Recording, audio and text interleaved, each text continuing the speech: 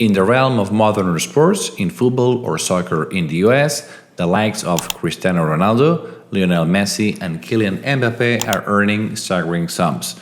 According to Forbes, Ronaldo tops the list with an annual income of $136 million, followed closely by Messi at $130 million and Mbappe at $120 million. In basketball, Lebron James doesn't fall too short either at $119 million per year. That's without accounting for the recent transfer of Neymar Jr. to Al Hilal in Saudi Arabia, where he will get paid $300 million a year. These figures might sound incredible, but I'm about to introduce you to an athlete whose wealth puts even these modern legends to shame.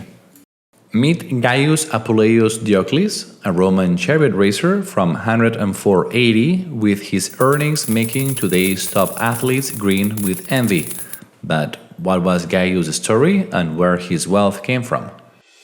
It's 104 AD in Lusitania, an imperial province now between modern Portugal and Spain. A young man named Gaius Appuleius Diocles is born. Little did anyone know that he would become one of the richest athletes in history. Gaius started his career as a chariot racer in Rome at the age of 18 with 4-horse chariots. Chariot racing was the ultimate spectacle in ancient Rome, drawing enormous crowds and fortunes. Imagine the Circus Maximus in Rome with over 150,000 spectators cheering for their favorite charioteers. In today's equivalents, we have massive stadiums and arenas like the Staples Center or the Camp Nou to compare them to. Ovid, a renowned Roman poet, suggested that for the races, spectators should arrive the evening before to be able to have good seats. They ate and drank to excess, and fights were common under the influence of furor circensis, how Romans named the mass hysteria that these spectacles induced. Ovid suggested as well to reserve seating as a good place to pick up aristocratic women. It's interesting to see how, after almost 2,000 years, times really haven't changed much. Most Roman charioteers belonged to one or another of 4 factions. These were social and business organizations that raised money to sponsor the races. To give you a better picture, it was similar to what a current F1 team is. These factions, normally divided in 4 colors, red, white, blue, and green, offer security to members in return for their loyalty and contribution. Gaius started joining the Whites, but success didn't come so easy. After 2 years with them, Gaius moved to the Greens, where he struggled with poor performance and injuries, but he didn't give up. 3 years later, he joined the Reds, where his career took a remarkable turn. We mistakenly think that greed and fame-seeking is limited to modern time periods, but this is just a misconception. People are as greedy today as they used to be in the past. In fact, researchers suggest that this was the main reason why Gaius ended up moving with the Red team and had a particular style when it came to racing and to surviving. Gaius remained with the Reds for 15 years, winning over 1,000 races before retiring at the age of 42. This was no easy feat. Gaius Appuleius Diocles had to survive 7 laps with 12 competitors, all while navigating through chaos and danger. Chariot racing was a brutal sport with many perishing even on the first race. The charioteer's equipment consisted of a leather helmet, shin guards, a chest protector, a jersey, whip, and a curved knife. When we think of chariot races, it's most likely that we have in mind the Greek style, where the charioteer holds himself from the reins in their hands. Romans, however, would tie the reins around the charioteer's waist, so the curved knife wasn't to defend themselves from other racers, but to cut the reins if they crashed. That is, if they managed to survive the accident. More often than not, they would be carried around the racetrack from their horses after their crash, with most being seriously injured or even perishing. So, in order to achieve these incredible results, it's likely that Gaius became a veteran who found ways to simply survive. For reference, Fascus, another famous charioteer, managed to win 53 races by the age of 24, when he perished presumably on the track. It's believed that Foscus raced for only 1 year, and the history books record him as the only charioteer to win his first career race. If we extrapolate out Foscus' career to a span of 24 years, the same as Gaius' active, he would have won 1,272 races, about the same as what Gaius did. This doesn't mean that Gaius wasn't an outstanding athlete. In fact, he managed to break several records. He won 110 times the most prestigious race, held immediately after the ceremonial opening procession called the Pompa circensis, right before the official games starting, which was held in the circus to celebrate a religious festival and other special occasions. Gaius won 815 times by leading from the start. However, on many other occasions, he would rather hang back, allowed chaos to unfold among the racers in front of him, to then pull ahead in the last minute for a clear win. He had participated in a total of 4,257 races, placing first in 1,462 and second in 1,438. We know all these details thanks to two different texts that speak about Diocles' feats. The first one in a tombstone from Rome, the city of his triumphs, which summarized his professional career and his unmatched achievements. It was likely made by his fans from the Circus of Nero, located mostly in the present-day Vatican City. The second text comes from the Temple of Fortuna Primigenia in Palestrina, about 35 kilometers, 22 miles east of Rome, where Gaius decided to retire for the rest of his days. Several monuments were erected in his honor, including a statue in his birth city, although only written references are available to date.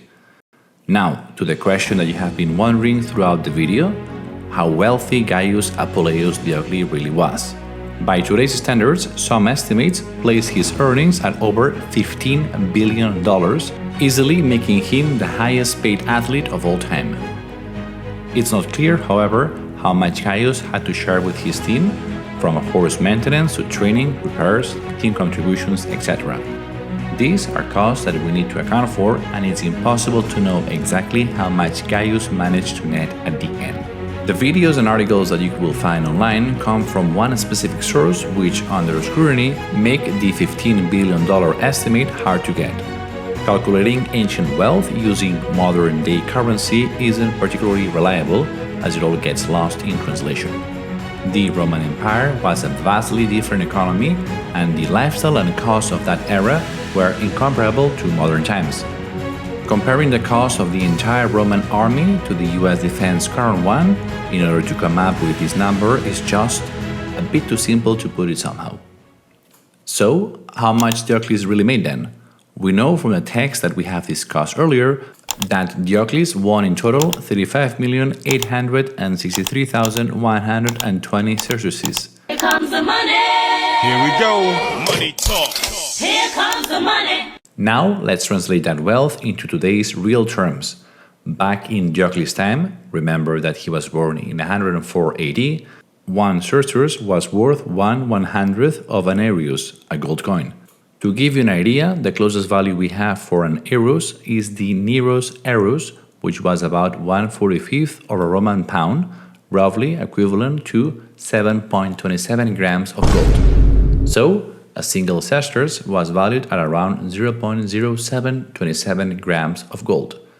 Fast forward to today, the current price of gold is approximately $61.82 per gram. So, when we crunch the numbers, Diocles' wealth in US dollars comes out to be 61.82 multiplied by 0.0727 times $35,863,120, which equals to $161,180,122.29968. To keep things simple, and because Diocles truly races into our hearts as an incredible charioteer, let's round that up to $161,200,000. Wow! Turns out that Neymar Jr. is almost making twice that amount a year. That being said, the key to Professor's struck article that must have been referring to for the total estimation are the words appropriate comparison and today's standards.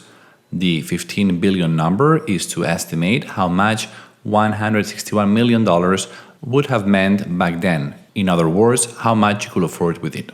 Diocles was undeniably rich by Roman standards, perhaps easily ranking among the top 20 wealthiest individuals in Rome. However, it's essential to remember that the richest man in Rome did not live a life of luxury comparable to today's millionaires, let alone billionaires. To put things in perspective, on average, people in ancient Rome and similar societies had a life expectancy at birth at around 20 to 30 years. Reaching old age, by today's standards, was relatively rare in ancient times due to factors like diseases, malnutrition, and limited medical knowledge and technology. Living your life back then was quite different and way more challenging.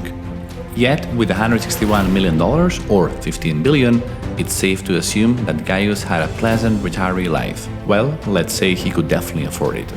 Not much is known about his death. It is believed that he died in Palestrina, wealthy and of good social standing. Ancient Romans had a deep fascination with chariot racing, and it was an integral part of their entertainment culture. The charioteers were not only athletes but also celebrities of their time, and their victories or defeats could sway public opinion. Once again, you can see how things didn't change much when it comes to sports and athletes. Gaius Appuleius Diocles remains a fascinating figure, a testament to the complex motivations of athletes throughout history. In the end, Diocles' story reminds us of what's timeless in sports: the thrill of competition, the charisma of a remarkable athlete, and the excitement of watching someone beat the odds. His wealth, earned through sheer skill and determination, is a testament to how sports can capture our imaginations no matter when they are played or where they come from. It's not only about the money, although it can certainly be a talking point for hours, no matter the sport. As always, if you have enjoyed this episode, please show your support by liking, sharing, and subscribing to Stellar Eureka. It's the best way to support me, just so I can keep doing more content like this. Until our next exploration, this is Stellar Eureka signing off.